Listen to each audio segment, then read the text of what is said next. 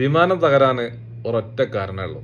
ഒരു സ്പ്രിങ്ങിൽ വർക്കാവുന്ന ഒരു സ്വിച്ച് താന്നുപോയി. അതാണ് കാരണം. ആ സ്പ്രിങ് താവാൻ രണ്ട് കാരണം.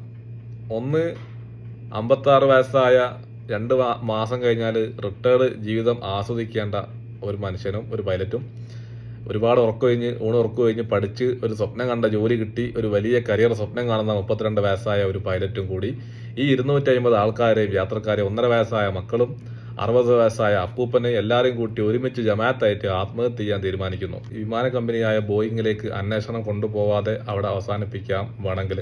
ഇനി അതല്ലെങ്കിൽ ഇനി കുറച്ചും കൂടി അന്വേഷണം മുന്നോട്ട് പോവുകയാണെങ്കിൽ ബോയിങ്ങിന്റെ ഭാഗത്തുള്ള മിസ്റ്റേക്ക് എന്തോ ഉണ്ടോയെന്ന് അന്വേഷിച്ച് കണ്ടെത്തുകയാണെങ്കിൽ ഫെഡറൽ ഏവിയേഷൻ ഏജൻസി ഒക്കെ പറഞ്ഞ മാതിരി ഒരു സ്പ്രിങ്ങിനകത്ത് വർക്ക് ചെയ്യുന്ന ഈ ഒരു സ്വിച്ച് ഓട്ടോമാറ്റിക് താന്നു പോകാൻ സാധ്യതയുണ്ട് എന്ന് റിപ്പോർട്ട് കൊടുത്ത ആ സ്വിച്ച് ഓട്ടോമാറ്റിക് താന്നുപോയി.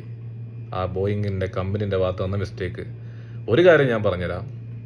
2 പേര് ബോയിങ്ങിന്റെ സുരക്ഷയുമായി ബന്ധപ്പെട്ട്, നമുക്കറിയാം ബോയിങ്ങിന്റെ വിമാനമാണ് ഇന്തോനേഷ്യയിൽ തകർന്നു വീണത്, എത്യോപ്യയിൽ തകർന്നു വീണത്, അമേരിക്കയിൽ തന്നെ ഒരു ഫ്ലൈറ്റിന്റെ സൈഡിലെ ഗ്ലാസ് പറന്നുപോയി.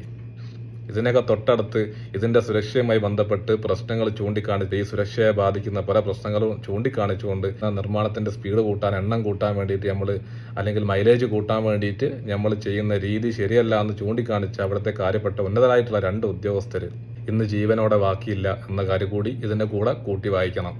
ഒരാൾ വെടിയേറ്റ് മരിച്ച നിലയിൽ കാണപ്പെട്ടു എന്നാണ്.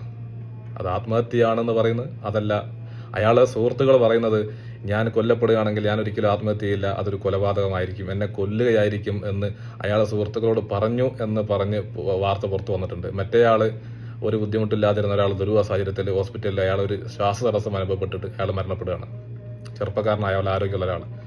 അപ്പൊ ഇങ്ങനെ ഈ രീതിയിൽ ഇത് കംപ്ലൈന്റ് പറഞ്ഞ 2 പേര് കൊല്ലപ്പെട്ടിട്ടുണ്ട് എന്നതും ബോയിങ് കമ്പനിയിലേക്ക് അന്വേഷണം, ഇത്തരത്തിലുള്ള ഒരു ബോയിങ് കമ്പനിയിലേക്ക് അന്വേഷണം കൊണ്ടുപോകാതെ ഇതൊരു പൈലറ്റിന്റെ ആത്മാവിന്റെ മുകളിലേക്ക് കെട്ടിവെച്ചിട്ട് ഇത് അവസാനിപ്പിക്കുമോ എന്നുള്ളത് നമുക്കറിയില്ല.